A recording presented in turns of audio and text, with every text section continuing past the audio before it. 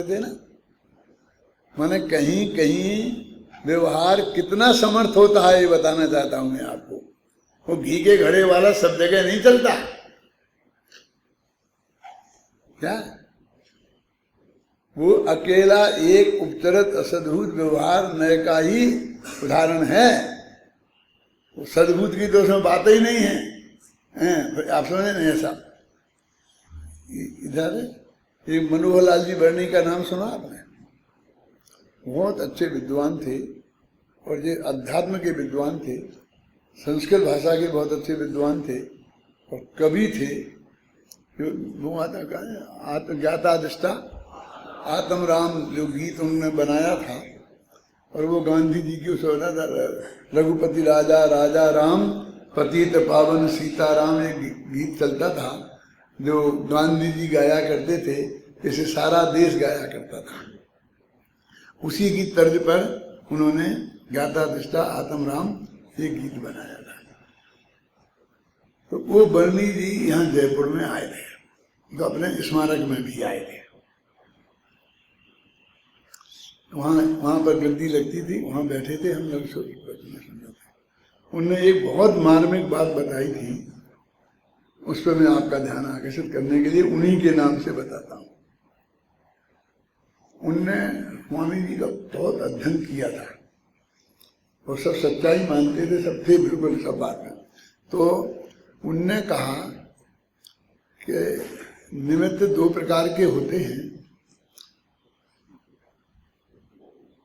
आप लोग सिर्फ उपचरित असद्भुत मतलब इनको ही ये उदाहरण दे दे करके और निमित्त का खंडन करते हो। शेर को ये हो गया, बिना हो गया, मारीची के पर्याय में मुझे इतना बढ़िया निमित्त मिला था आदिनाथ का, तब उसका कल्याण नहीं हुआ। यदि निमित्त से कल्याण होता है तो हो जाता, और शेर की पर्याय में निमित्त मिलने की कहाँ संभावना थी, और निमित्त तो आकाश से उतर के आता है। ये सब अपने सारे पंडित इसको बोलते हैं, वह लटके लेकर लेकर। तो उनने कहा कि एक होता है उदय रूप निमित्त और एक होता है आश्रयभूत निमित्त। तो आप आश्रयभूत निमित्त की के उदाहरण दे दे करके दुनिया को निमित्त के विरुद्ध बात करते हो, उदय रूप निमित्त की बात क्यों नहीं करते? यदि क्रोध नामक भाव हमारे आया है तो अंदर में क्रोध नामक कर्म का उदय गारंटी से होगा क्या? इसमें कहाँ वैसा है कि आदिनाथ का निमित्त मिला और नहीं हुआ कल्याण, और ऐसा समझ गए ना। वो तो नियम से होता है ना। कर्म का उदय अपने शास्त्रों में लिखा है, अपन भी मानते हैं, गुरुदेव भी मानते थे। तो वो कहते उदय रूप निमित्त पे हम बात नहीं करते, बस बार बार की ऐसी बातें ऐसे कह करके उदाहरण दे दे के चटकारे ले लेकर खंडन करते हैं।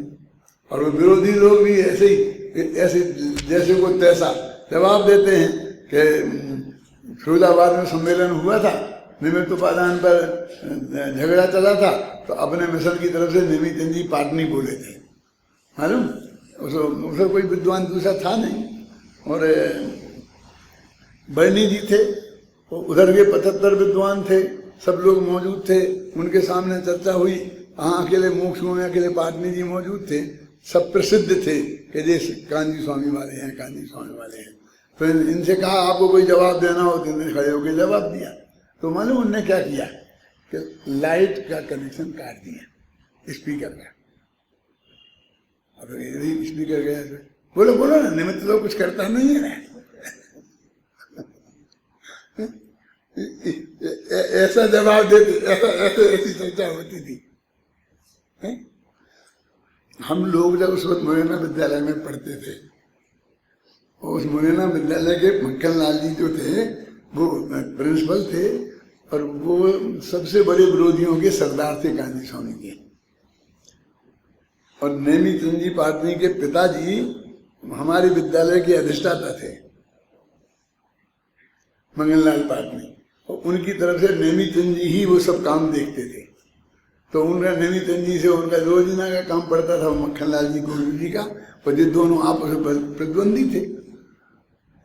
तो वो हमारे गुरुजी जब वहां से लौट के आए, तो जब हम तो नहीं गए थे, हम तो विद्यार्थी थे, तो चटकारे ले लेके सुनाते थे, हमने ऐसा कर दिया, हमने स्पीकर की डोरी काट दी और कहा कि तुम निमित्त हो तो बोलो।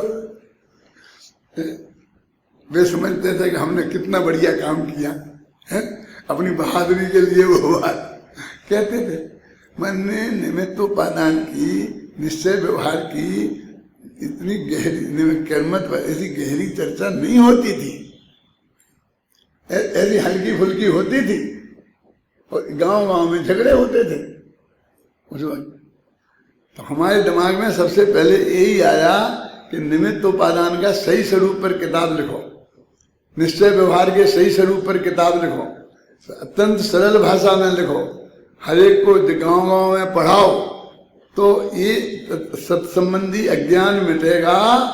तो होगा अकेला इतना नहीं है कि सामने वालों को समझाना है।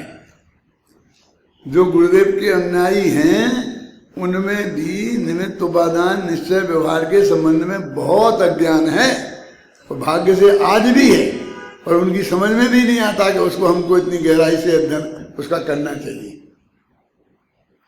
क्या ये सब बातें, और अपनी ये किताबें आई और अपने सारे देश में जगह जगह व्याख्यान हुए,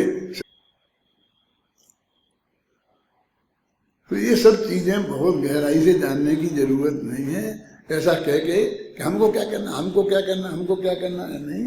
ये सारे आचार्यों ने इतना न्याय शास्त्र इतना सब लिखे, ये द्वादशांग जिनवाणी अपने शास्त्र के हिसाब से, दिव्य ध्वनि के हिसाब से है कि नहीं। ये सब चीजें जो उपस्थित हैं उनको हमें समझना चाहिए। देखो अभी अपने 6 द्रव्यों का हो गया ना, तो क्या क्या, आकाश के अनंत प्रदेश, धर्म द्रव्य, अधर्म द्रव्य,